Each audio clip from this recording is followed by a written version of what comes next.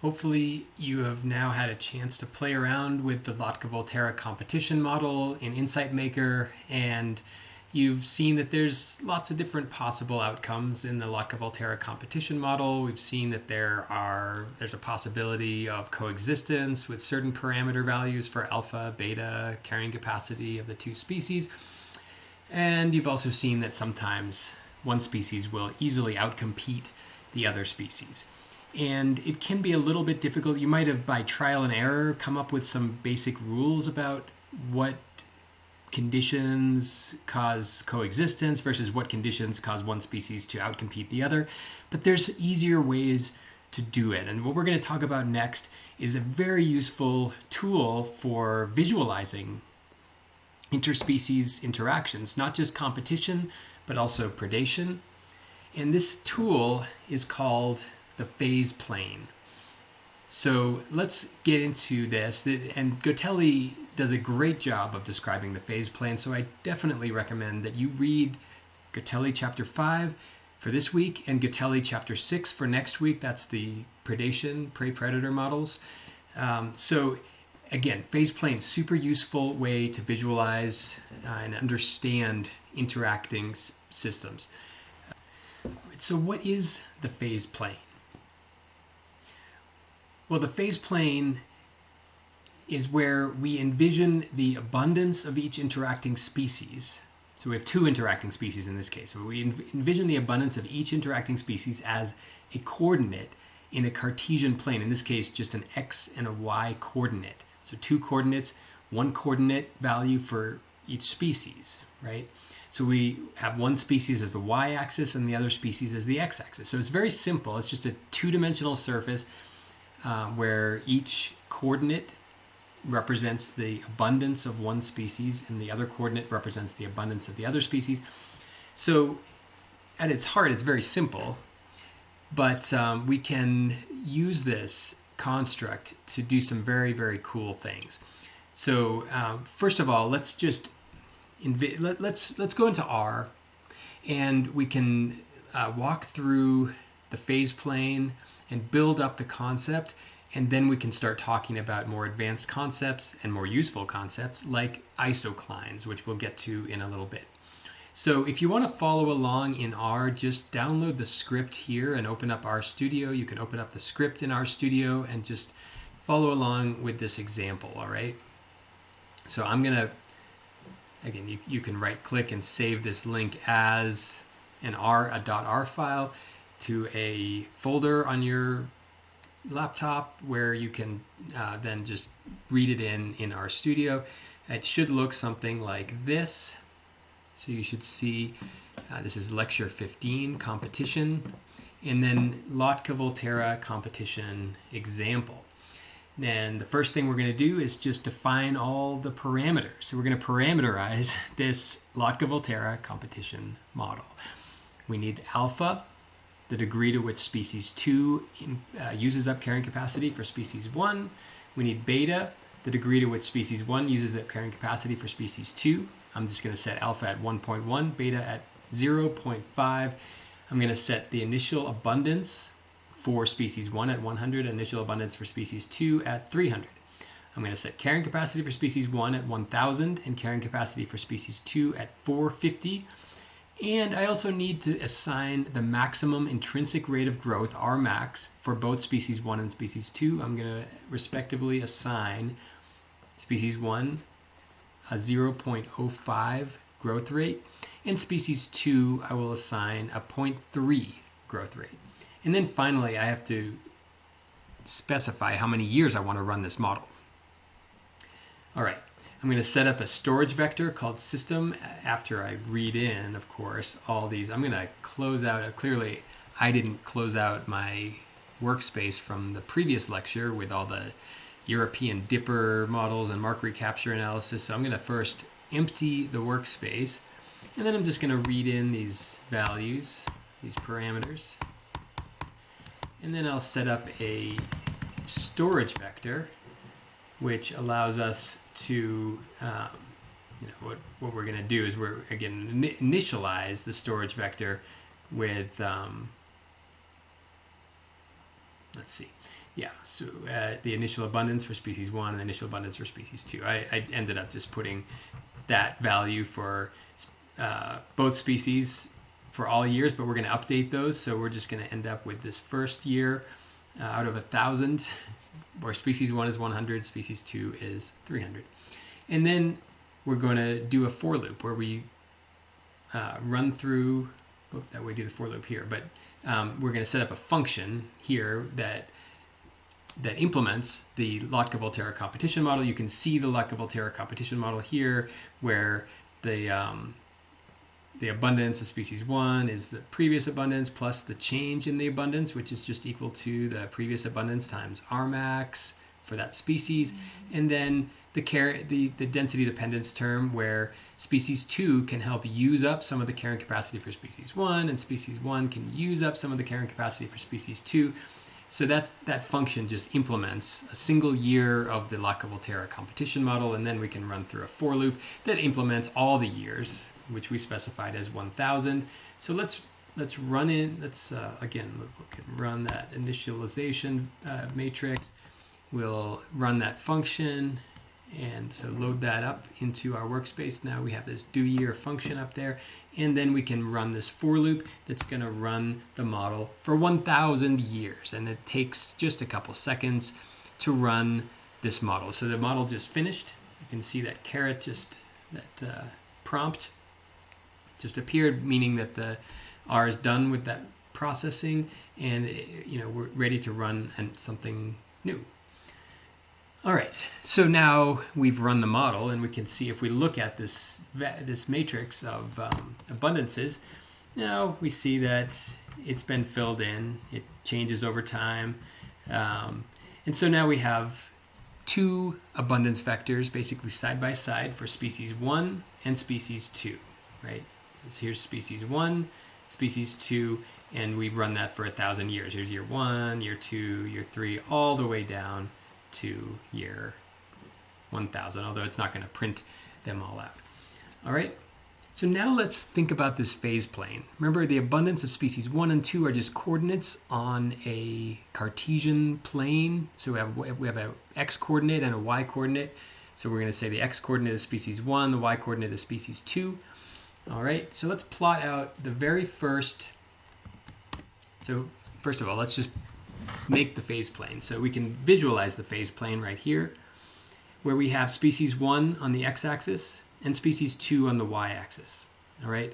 So every year, basically, every year in this simulation represents a single point on the phase plane, right? So let's just plot out the first year.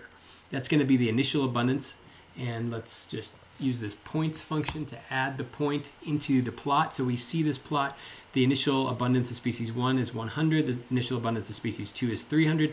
And now it's a point on a Cartesian plane, right? This is this phase plane, all right? Let's plot out the first 5 years. We can refresh that plot and then plot out the first 5 years. So we have 5 points, one for each year. And we can start to see one thing about this phase plane. That is, at each point in the phase plane, you start off here. This is our initial point. We have a movement from year 0 to year 1 that is deterministic. It's determined on the basis of the parameters of the model, the alpha, the beta, the carrying capacities, the Rmax. And that point is always going to go this way, right? So if you start here at 100 species 1, 300 species 2, it'll always go this direction. So each point in the phase plane is not only a point, but it's a direction. There's a force, there's a magnetism that's associated with that point that's going to say the system wants to go in this direction, right? We see it going in this direction, and that is a key point about the phase plane, that every area in the phase plane, every point in the phase plane, the system knows where it wants to go, and we can represent that as an arrow. And we will, and we'll walk through that in a little bit. But let's just finish out this example. Let's plot out multiple years. All right, so we have multiple years plotted out. Now, what's happening in this? Well, at first, the system's going this direction. That is, both species 1 and species 2 are increasing over time. So the first 5, 6, 10 years, both species are increasing. that gives us hope that maybe this is a coexistence model where both species 1 and species 2 can coexist in this system. But it dashes our hopes as this system starts to make a turn right around here where you have about, let's say, 200 of species 1 and about 400 of species 2, then it starts to make a turn and species 1 starts to outcompete species 2.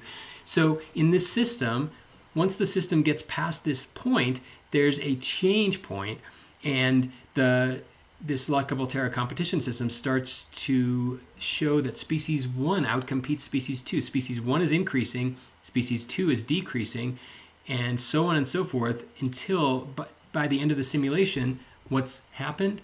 Well, species 1 is completely outcompeted species 2. Species 2 is 0, species 1 is 1,000. And that's species 1's carrying capacity. So we see in this example a lack of coexistence, and we also see that the phase plane can be somewhat complicated, and that, what starts off as growth for both species quickly changes, and species 1 ends up outcompeting species 2. Let's try another example and just look at another phase plane trajectory. So we're going to do the same things, but it's just we've changed some of these values. Some of these parameters have changed.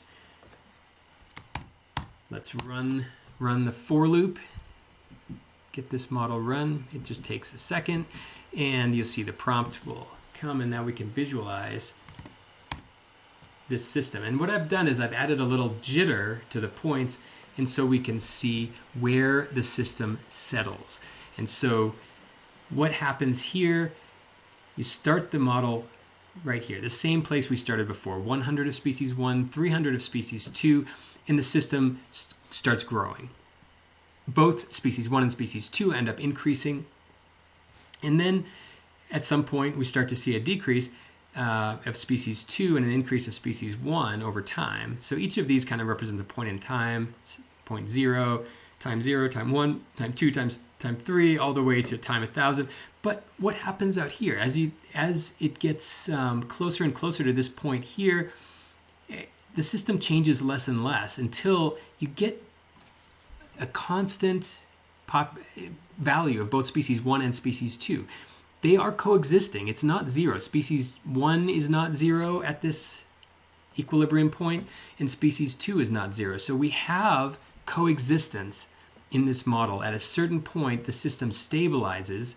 It moves here, it moves here, it moves here, but it stabilizes here. So this phase plane has an equilibrium point right here, and we would have to understand if this is a stable or unstable equilibrium. We'd have to start the system in different places. Maybe we'd start the system up here with, say, 1,200 of species 1 and 600 of species 2, and then see what happens. If it comes back to the same place, it's a stable equilibrium, right? If you perturb the system in different ways and it always comes back to the same equilibrium point, it's a stable equilibrium. And you might see that it's an unstable equilibrium. So, or you might see that there's alternative equilibrium points. And so the phase plane will tell us where the equilibrium point is. So that's another use of the phase plane. All right, let's try that. Let's try starting it at different points. So we're going to start now with 1,200 of species 1 and 25 of species 2. So we're going to start somewhere out here in the phase plane and see what happens. Again, it'll just take a couple minutes to a couple seconds really to run the model, and then we can visualize it. And in fact, I'll do a couple different starting points. We'll try a few different starting points, and then let's visualize them all on the same figure. All right, so I'm going to plot that out. Here's one. That's the one we've already observed. Here's the second one. It starts down here, and it comes back, and look what happens. It just ends up in the same exact equilibrium point. So this looks like a pretty stable equilibrium. Let's try it again. You start down here. It ends up at the same equilibrium point. And let's try one more. Start here in phase plane. It'll move down here towards the same equilibrium. All right. So that's just an introduction to the phase plane, but it's not really the most useful thing about the phase plane yet. We can see some cool things happening, but we haven't identified why the phase plane, why it's so useful for visualizing a multi-species interacting system. Well, to go farther with it, I've borrowed some code from a professor in the mathematics and statistics department here at UNR. Paul Hurtado developed some code that helps us visualize the phase plane. Remember, each point in the phase plane is characterized by a direction. The system knows where it wants to go in every point, or in an equilibrium point, it knows that it doesn't want to go anywhere. So we have two kinds of points in the phase plane, and it also, certain places in the phase plane really want to move faster than other places. So when you're out here in the phase plane, the system moves quickly towards this equilibrium. But as it gets close to the equilibrium, every year it's close to the previous year, the system doesn't have as much power going towards this equilibrium. So there's also kind of a magnitude to the direction, to the arrow at each point in the phase plane. The magnitude of the arrow is pretty strong here, means the system's moving fast. The arrow is pretty small here, meaning the system moves much slower, and then by the time it reaches the equilibrium point, the arrow has no magnitude because the system is not moving at all. All right? So what Paul Hurtado's code does is it takes points in this phase plane, and it produces arrows. So it allows us to visualize the direction that the system wants to move at every different point in the phase plane. All right, so I'm going to load up this library called dsolve. If you don't have that, you may not be able to run this without installing that package first. And then we can run this function called phase arrows that Paul wrote. And we can run a few more functions here. Show contours. I'm just going to run all of Paul's functions. And that's all it's going to do is allow us to visualize. See all these functions? These are all different functions that we're adding to the workspace. But all it's going to do is allow us to visualize the phase plane. All right. All right, here we go. We've gotten through all the functions, I think. All right, so we're going to start with a system. We're going to define alpha, beta, Rmax for species 1, Rmax for species 2, carrying capacity for species 1, carrying capacity for species 2. We have the parameters, and we can then produce a plot that has arrows associated with it. And these arrows represent the direction the system wants to go. And this is where phase plane gets really, really cool and really, really important, because we can now visualize where the system would want to go at any possible starting point. If we start here with 100 species 1 and 300 species 2 like we did before, we know what direction the system wants to go, right? So let's look at the phase plane, and we can actually, I'm going to switch over to, no, that's the wrong one. I want to switch over to this, this whiteboard so I can draw what the phase plane looks like. And so, again, we can start somewhere here. Let's say we start here, right? And we can move along this phase plane, right? So the arrow is going to go this way, this way, this way, this way. You can just follow the arrows until they don't want to go any farther. So we might end here, right? So the system kind of like moves this way. I may not have drawn that perfectly well. Let's try it again. Let's start the system up here. So we have like 1,300 of species 1 and around 700 of species 2. Clearly the system's going this way, right? The arrows are going this way. Let's follow the arrows. And the system's just kind of going this way all the way to this equilibrium point. So you can kind of see this, how the system works. If the system's up here, it's going to just go down here towards the equilibrium. Here, it's going to go up towards the equilibrium. You can see how the system moves. This is another really cool thing you can do with the phase plane, all right? So take a minute to just check out the phase plane and make sure you know what's going on. You can see in this case, the size of the arrow is indicating how fast the system is going to be moving through any, oops, there we go. So the length of the arrows here are really long, and therefore the system's going to move really fast through this part of the phase plane, right? It's going to move really fast over here, but then it's going to move a little more slowly as it approaches this, this equilibrium point, all right? All right, so let's run back into R for a second. And we can start thinking about another aspect, another really cool thing we can do with the phase plane, and that is to divide up the phase plane into regions. And there are useful ways to divide up phase plane. Now, we can think about species 1 and species 2 in terms of, is it growing or is it declining, right?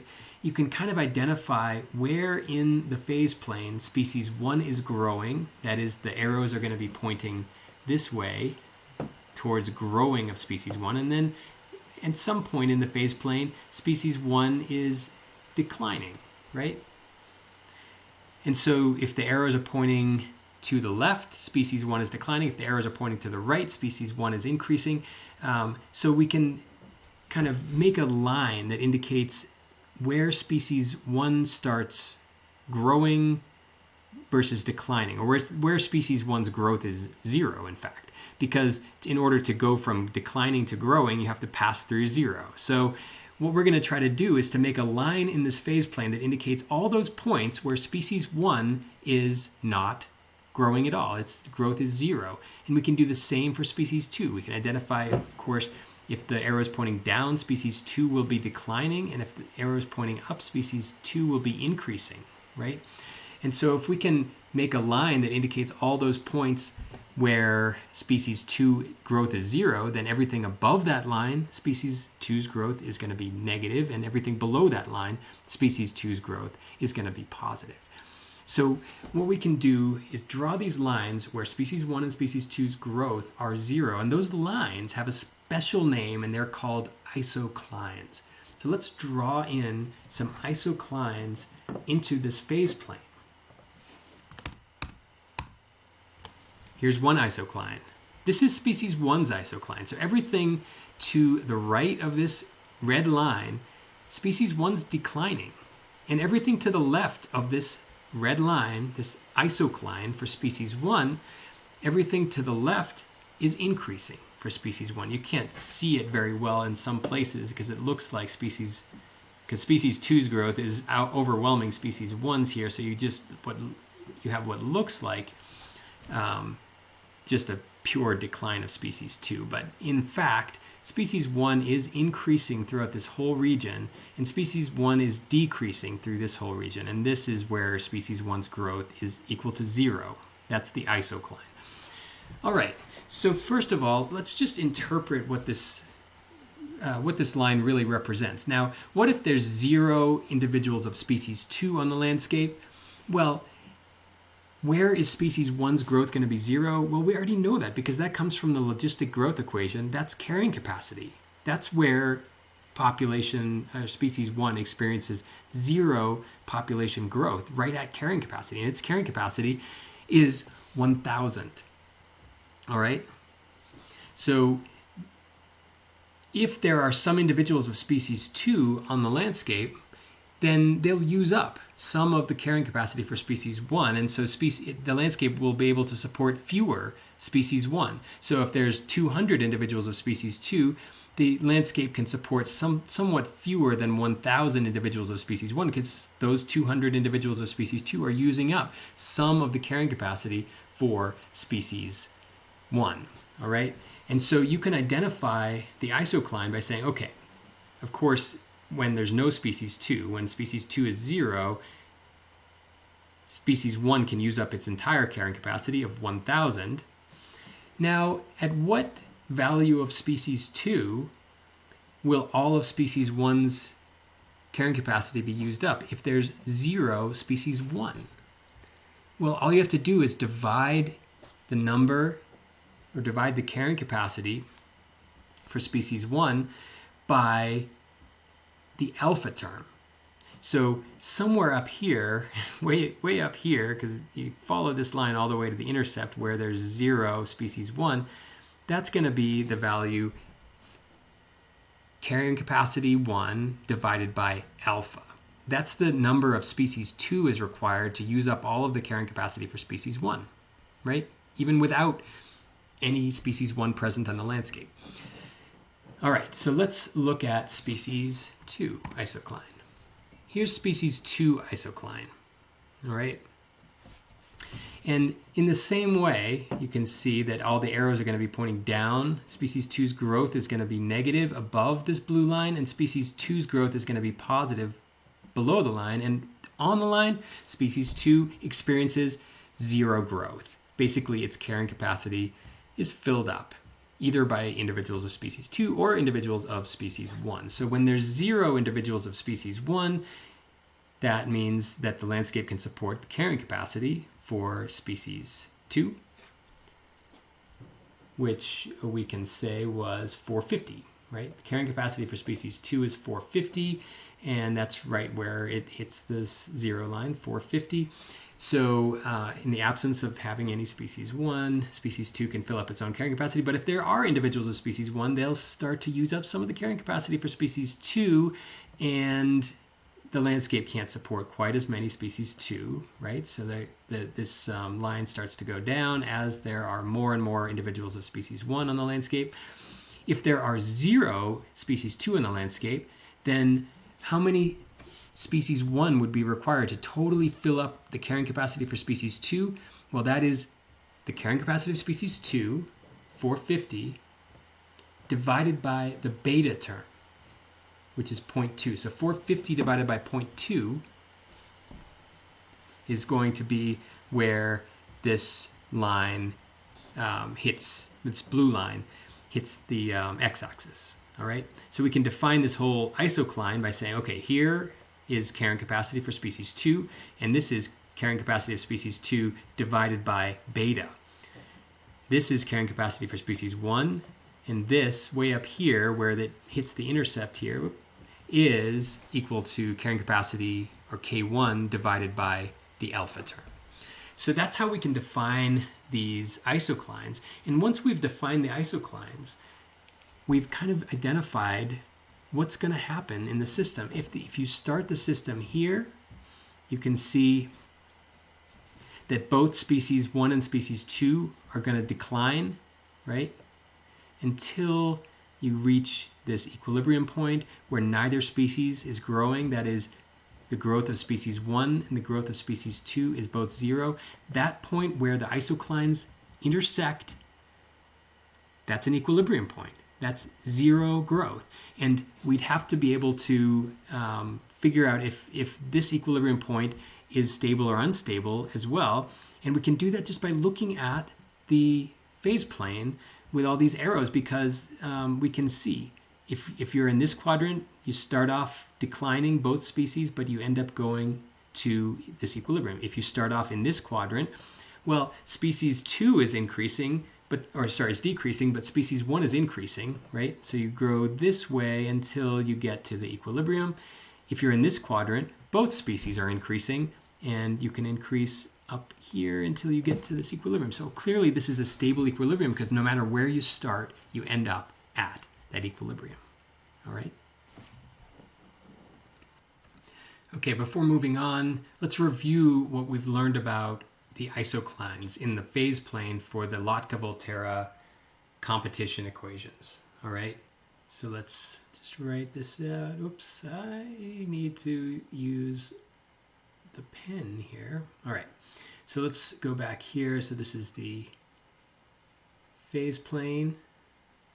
for Lacke-Volterra competition. And phase plane is always going to be represented by the two species on different axes, right? Here we go. So this is species 1 on the x-axis and species 2 on the y-axis, all right? Now, to draw isoclines, we need to know the following information. We need to know the carrying capacity for species 1. Let's say that's equal to 100. We need to know the carrying capacity of species 2. Let's say that's equal to 50. We also need to know the alpha term, which is the degree to which species 2 uses up carrying capacity for species 1, and let's say that's 0.5. And then we need to know the beta term. And that's the degree to which species 1 uses up carrying capacity for species 2. And let's say that's 0.25. All right, so I've just randomly made up these terms. I don't really know what's going to happen in this model. So let's look at the phase plane and try to draw the isoclines on the phase plane. And that should give us an idea about what will happen in this system in all different parts, no matter where we start the system. So let's draw the isoclines. Now, if there are no individuals of species 2, if that's 0, then species 1 can occupy up to its own carrying capacity, which is 100, right? So that's 100. And so that looks good. So that's one part of species 1's isocline, obviously 0 growth, so its isocline will go through this line here. But where do we intercept on the y-axis? Well, to do that, we have to figure out how much of species 2 is needed to fill up carrying capacity for species 1, and that's just carrying capacity of species 1 divided by alpha, which is going to be 200. So this is 200. So we know that the isocline for species 1 is just going to connect these two points. So that's species 1's isocline, right? And everything above this line, species 1's going to be declining, right? And everything below that line, or everything to the left of that line, species 1 should be increasing, right? All right, so that's one half of the equation. Let's look at the isocline for species 2, right? And let's maybe use a red marker so that we don't get too crazy complicated in this figure. All right, so species 2, when species 1's at 0, species 2 gets to its own carrying capacity, which is 50.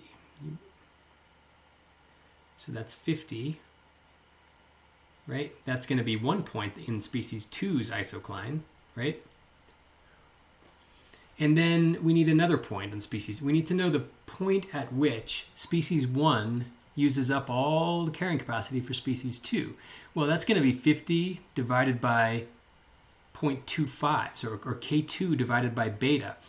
And that's going to be the point at which, when there's no species 2 around, it's going to be the point up here where, what's 50 divided by 0.25? Well, that's going to be up at 200. So here we go. So now we have to connect these two lines, right? Here we go. And we've drawn our two isoclines, right? So now above that isocline, we should have negative growth of species. Species 2 should have negative growth. And below that line, species 2 should have positive growth. There it is. So positive growth here, positive growth here. And so we can start to see, even though I've drawn this very poorly, hopefully it still makes it clear that now we can see what's going to happen if we start the system anywhere. If we start the system anywhere up here, the system's going to kind of go this way. It's going to kind of go this way, this way, this way. And if we start here, clearly we're above the isocline, so we're going to have a declining growth of the species 1 and a increasing growth for species 2. So we're going to go kind of this way. In this, we're going to go up towards this. So we again, we have these kind of directions going on in our system, and we should have a stable equilibrium right here. So just by drawing, now I didn't know when I started this demo that this was going to be a stable equilibrium, but by drawing the isoclines, I can easily figure out if this system has a stable equilibrium or if it's unstable. So this is the power of the isocline. It allows us to really see how this system is going to behave and where the equilibrium is. And if we start the system with, a very large number of species 1 and species 2, it's going to go this way. If we start with a really small number of species 2 and species 1, it's going to go this way, so on and so forth. We understand the system in a way that we just couldn't do just by trial and error, just by putting these numbers in Insight Maker and running the model. We know pretty much everything about this system just by drawing the isoclines in phase plane. All right, so let's look at some examples. Now we've already gone through this one, so let's okay, let's move down. So let's look at a couple other examples. Now we've already looked at this one too, so I won't spend too much time on that. But just like before, you can draw, you can kind of follow these lines and just see what's going to happen no matter where you start. You can follow these isoclines. You can follow these arrows, and in each quadrant defined by the isoclines, the system moves in a different way, right? Because everything below or to the left of this red line, you have a growing species 1, and everything to the right of the red line, you have a declining species 1. Everything above the blue line, you have a declining species 2. Everything below the blue line, you have an increasing species 2. It sort of defines the different regions of this space. So let's look at a couple other examples here. Let's move to this example. This looks different, right? What's going to happen in this system? Well, again, this red line is the isocline for species 1. So everything to the right of this line, species 1 is declining. Everything to the left of this red line, species 1 is increasing. Let's look at the blue line. Everything above the blue line, species 2 is declining. Everything below the blue line, species 2 is increasing. So what's going to happen? I mean, first of all, we can just look at the arrows and kind of follow them and see, okay, let's see what happens.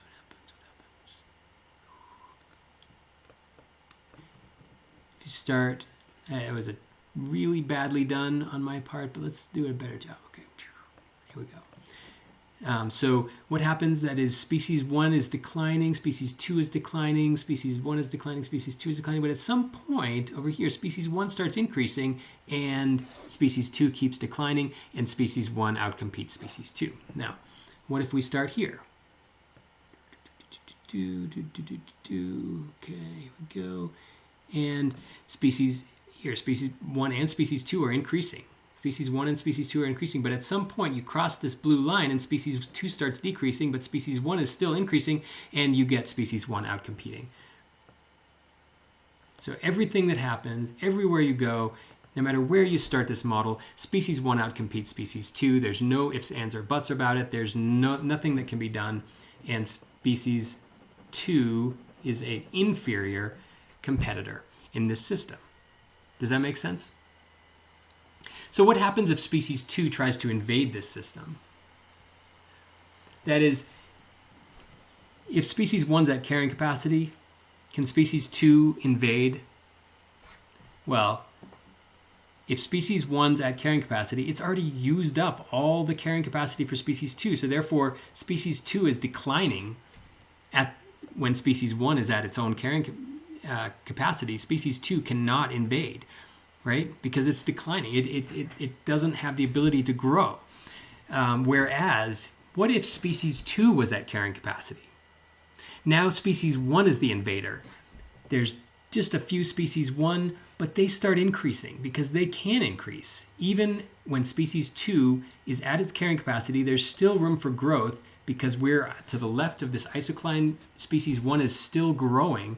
So we're going to see positive growth of species 1, zero growth of species 2, positive growth of species 1, and we're going to ultimately end up in species 1 is going to outcompete species 2 ultimately, even if species 1 is the invader, right? Species 2 is at carrying capacity, species 1 is like 0, but it's still going to grow and it's still going to take over the whole ecosystem, and species 2 is going to be vanquished from the area. So we can just look at this phase plane diagram and see exactly what's going to happen, right? It's pretty cool. Let's look at another one. Actually, it could be kind of cool to just look back at the invasion idea with a figure, with this figure. Let's just go back to this figure for just 1 second, and I just want to illustrate, after I get rid of this. Let's just think about the invasion idea again. So here's species 1's isocline, here's species 2's isocline. So if species 1 is at carrying capacity, species 2 is just trying to invade, is species 2 able to invade? In this case, this is the case where we have a stable coexistence. And the answer is, can species 2 grow? Yeah, because we're below species 2's isocline, right? So species 1's here, species 2's growing, right? And if species 1, so species 2 can invade species 1, right? Because when species 1 is filling up its own carrying capacity, species 2 still can grow. So it can invade. Now species 2 is at its own carrying capacity and species 1 is at 0. Can species 1 invade? Well, yeah, because we're to the left of this red isocline. So species 1 is growing, and therefore we can just follow the lines here. And here's the invasion, right? So we start here for the invasion, and we see that species 1 is able to grow, right? And so we can see that it will kind of like ultimately come to the stable equilibrium. So both species can invade the other. In fact, that's always the case when there is a stable equilibrium with coexistence. If the species can coexist together, they can invade each other. When one's at its carrying capacity, the other can always invade the other. All right? So that's one. It's always useful when you look at these competition models, because coexistence is such an important question with species interaction models. It's really important to think about that. For all of these cases, can one species outcompete the other? Can one species invade the other's territory? Let's look at a couple other examples of Lotka-Volterra competition models that look a little different in the phase plane. All right, let's just move this around a little bit. Okay, we've already looked at that one. We can look at this one. What happens here? Well, I mean, sometimes it's useful just to follow the lines and see, okay, there we go. Follow the lines and just see what happens. This one, who wins? Well, species 1 certainly doesn't win because it's quickly declining, going all the way down to 0, and species 2 ends up at its own carrying capacity. Species 2 wins. What if we start somewhere else? What if we start in this quadrant of the phase plane? Well, species 2 wins. What if we start in this part of the phase plane where both species are looking like they're going to win? Well, let's follow the lines.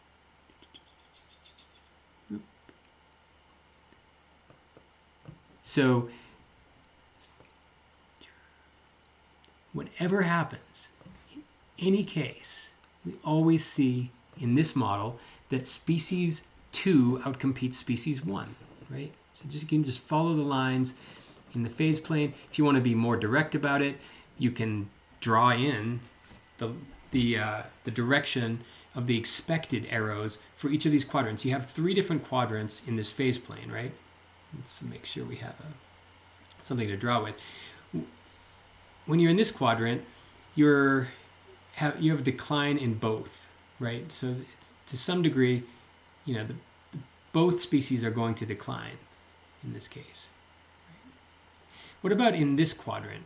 You're below the blue, so the species 2, this is the isocline for species 2, you're below that isocline, so species 2 is going to increase, but species 1 is going to decrease, right? So you're going to basically have this kind of, right? That kind of direction. Species 2 is increasing, species 1 is decreasing. And here, in this, you're kind of below, you're to the left of the red isocline, and you're below the blue isocline. Basically, it's positive growth for both species 2 and species 1, and so you have this kind of direction. And so you can see, just by looking at those arrows, you're going to kind of see that species 2's got to outcompete species 1. Just the same way, when you looked at this first one we looked at, let's just quickly take a look at that. Here you have declines in both. Here you're to the left of the red one, so species 1 is going to increase, but you're above the blue one, so species 2 is going to decrease. So you have this kind of motion. And here you see that it's pretty obvious that species 1 is going to outcompete species 2, right? Because in this region here, it's always going to move towards species 1. So you can always start here, but then it's going to move towards extinction of species 2, same here. So just another illustration of how useful the phase plane really is. There's one more example I want to just quickly go through and see if I can find it. Oh man, I think I might have to add this other example to finish this thought. All right, so we've looked at several phase planes with isoclines, and we've seen an example of coexistence. That was up here. We can see coexistence model where it's always going to kind of, no matter where you start here, you're always going to kind of reach this coexistence state. We've seen a model where species 1 outcompetes species 2. So you can always see species 1 is going to outcompete.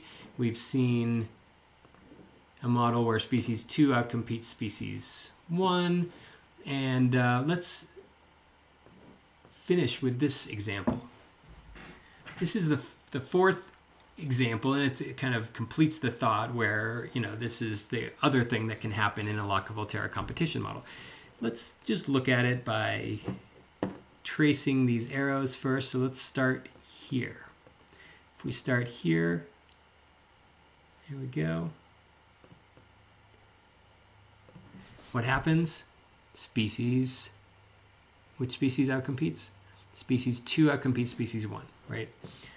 Here, we start here, follow these arrows, and what happens? Species 1 outcompetes species 2. This is weird. We see at an equilibrium point where the isocline for species 1, this red line, it intersects the isocline for species 2. So this here is an equilibrium, but let's look at whether that equilibrium may be stable or unstable.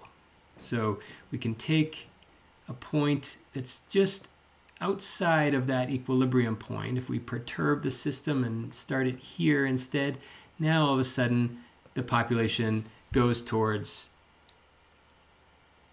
species 2 outcompeting species 1. What if we start just a little bit below the equilibrium? Well, now we get a system where species 1 outcompetes species 2. So is that a stable or unstable equilibrium? Well, it should be pretty obvious to you that if it doesn't come back to where it started, if you start off an equilibrium point and you perturb it a little bit and it goes to a totally different state, here versus up here, that's an unstable equilibrium, right? So this is another kind of interesting model here where let's think about the invasion question. What if species 1 is at carrying capacity? Can species 2 invade? No, right? Species 1 is already used up all of species 2's carrying capacity when it's at carrying capacity, so species 2 has no ability to invade. What if we start species 2 at its own carrying capacity? Can species 1 invade? No, right? So neither species can invade the other. So what you have is this weird unstable system where neither species can coexist, but it's hard to say which species is going to win out. It depends on where you start. If you start out here, maybe species 1 will succeed. If you start up here, clearly species 2 will win out. If you start up here, species 2 will win out. If you start down here, species 1 will win out. This is this range of uncertainty. It's hard to know which species is going to win if you're here. It's just probably going to be based on some random stochastic event that causes one species to outcompete the other. This is a very unstable model. All right, so this also can happen with the Lotka-Volterra competition system. All right. So make sure you understand this concept. The isoclines are super important and they're super useful. So make sure you understand how to use them, how to follow these arrows, how to identify these regions of the phase plane, and identify whether a system has equilibria, like this, or this one has equilibria but no coexistence, right? The only equilibrium here is species 2 at carrying capacity. The system's going to move towards that no matter where you start. There's only one equilibrium, and it involves species 1 going extinct. Here you have coexistence. Here you have this weird unstable system where one is going to outcompete the other. This is an unstable equilibrium, and it's hard to say in some parts of this space whether species 1 is going to outcompete species 2. It's all just based on kind of random stochasticity. All right. So make sure you understand the isoclines, make sure you understand phase plane, and the final thing I'd like you to do is just to combine what you know, go into Insight Maker, click on this basic Lotka-Volterra competition model, which should look something like this. It's already been set up. It has an alpha and a beta term. So you can simulate these models under various conditions. What I'd like you to do now is to test your knowledge of the phase plane. Make sure you know how to draw the phase plane, draw the isoclines on the phase plane, and understand what should happen in that system. Should there be a stable equilibrium? Should there be coexistence? Right? And try different values, and you can draw out the phase plane. So here is what I'd like you to do. All right, so set the key parameters, alpha, beta, carrying capacities to arbitrary values.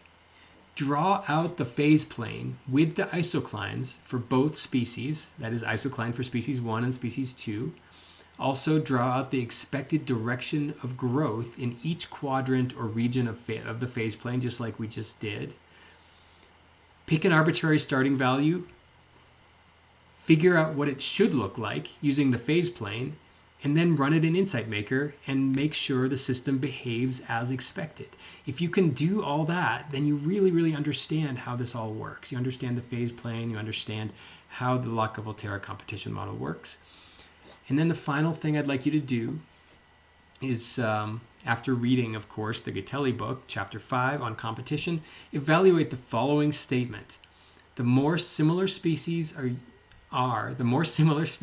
in their use of shared resources, the more precarious their coexistence. What does Gatelli mean by that? And can you test that in your Insight Maker model? And finally, just a kind of interesting thought question. Does Rmax, the intrinsic rate of population growth in these models, it's clearly a parameter in these models, does it have any role to play in determining system stability for the Lotka-Volterra competition model? All right. All right, so you have a lot to play around with, a lot of reading to do. This is is intended to cover 2 lecture periods. So I will not post another lecture for Wednesday, but please do take time with this. This is not super easy stuff, and this will be part of the final exam. So let me know if you have any questions, and I will see you in lab.